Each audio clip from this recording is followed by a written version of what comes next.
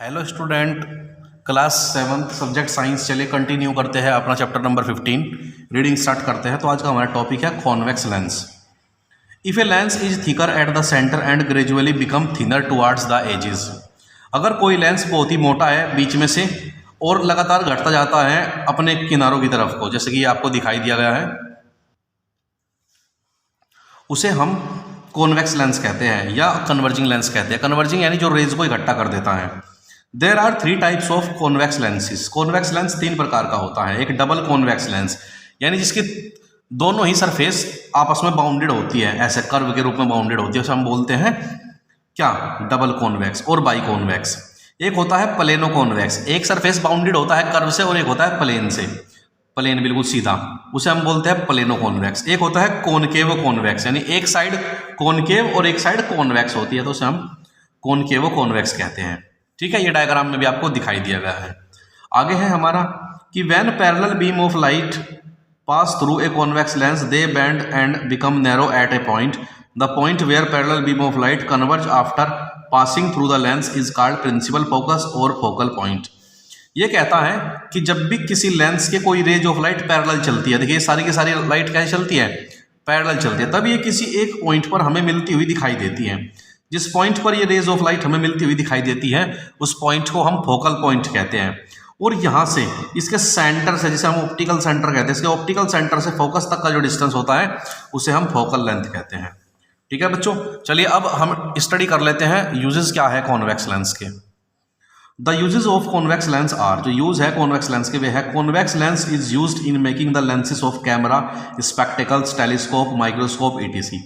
जो convex lens है उसका इस्तेमाल लेंस बनाने में कैमरा के, चश्मों के, टेलीस्कोप के, माइक्रोस्कोप के आदि के करा जाता है।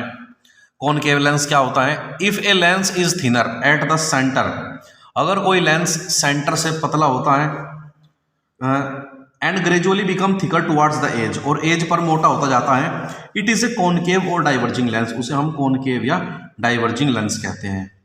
There are 3 type of concave lens. Concave lens 3 प्रकार का होता है, double concave, plano concave and convexo concave. आप इस डायग्राम को ध्यान से देखिए, ये लेंस बीच में से पतला था और किनारों पर जैसे जैसे चलता चला गया ये इसकी मोटाई इंक्रीज होती चली गई, तो ये है हमारा double concave.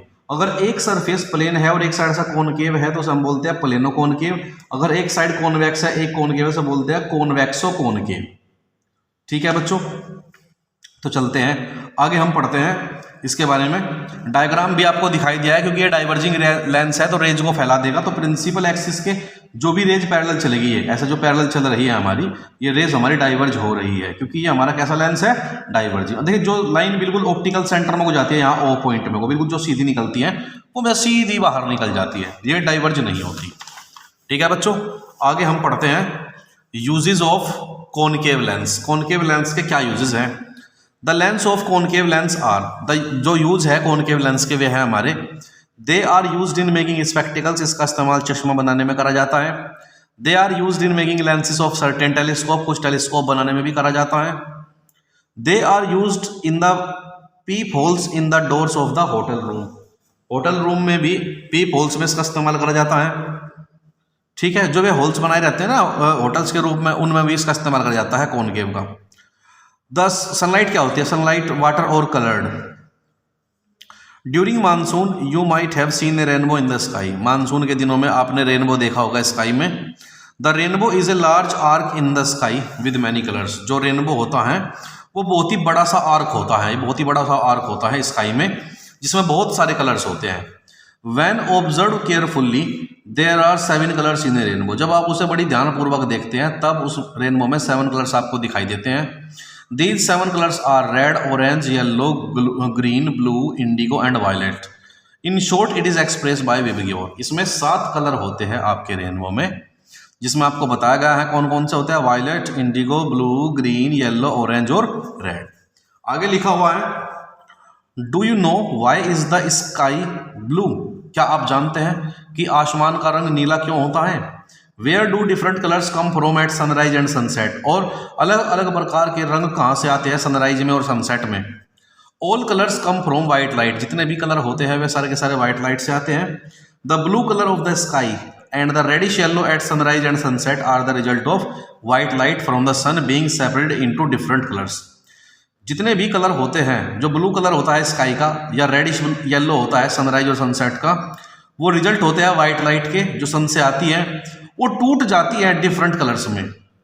The phenomena of splitting of white light into its component colour is called dispersion of light. और जो फिनोमिना होता है वाइट लाइट का 7 कलर्स में कन्वर्ट होने का, उसे हम डिस्पर्जन ऑफ लाइट कहते हैं। आगे है हमारा न्यूटन्स कलर डिस्क। न्यूटन की कलर डिस्क क्या कहलाती है? Newton was the first to investigate that white light is composed of 7 colours. Newton जो थे वे पहले साइंटिस्ट थे जिन्होंने इन्वेस्टिगेट करके बताया था कि जो व्हाइट लाइट होती है उसमें 7 कलर्स होते हैं। He constructed a coloured disc to prove this. उन्होंने एक कलर डिस्क का इस्तेमाल करा इसे बनाने के लिए, which is known as Newton's colour disc, और जिसे न्यूटन की कलर डिस्क कहा गया। Newton disc is a circular disc on which all the colours of spectrum of white light are painted. Newton की जो डिस्क थी वो एक सर्कुलर डिस्क थी जिसमें जितने भी कलर्स थे स्पेक्ट्रम के, उसमें वाइट लाइट को पेंट करा गया था इन प्रॉपर सीक्वेंस इन विच दे अकर, जिसमें वे है, दैट इज विबग्योर, यानी violet, indigo, blue, green, yellow, orange, red. The cardboard disc है, जो स्मॉल पैरेलल डिस्क, जो कार्डबोर्ड है उसके साथ सामने एक पैरेलल डिस्क और थी विद ए ग्रूव कट थे उसमें इनटू इट्स एज, शार्प उसके एज पर, round which a thick string pass, और बहुत ही बारीक सा धागा वहां को पास कराया गया था।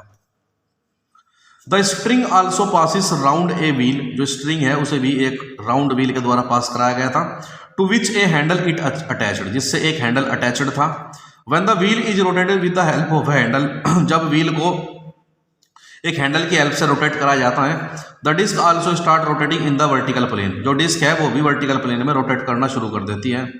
As the speed of the rotation is increase, जैसे जैसे रोटेशन की स्पीड इंक्रीज होती है, the sector of the colours are no longer separately visible, जो सेक्टर्स थे, जो कलर्स के हिस्से थे, वो ज़्यादा लंबी दूरी तक दिखाई नहीं दे पा रहे थे। And a sensation of dull white colour is produce, और डल वाइट लाइट का हमें सेंसेशन दिखाई दे रहा था। तो चलिए स्टूडेंट, ये चैप्टर हमारा आज यहीं पर कंप्लीट हो जाता है। आज के लिए हम इतना ही डिस्कस करेंगे, बाकी हम नेक्स्ट वीडियो में डिस्कस करेंगे। Thank you class.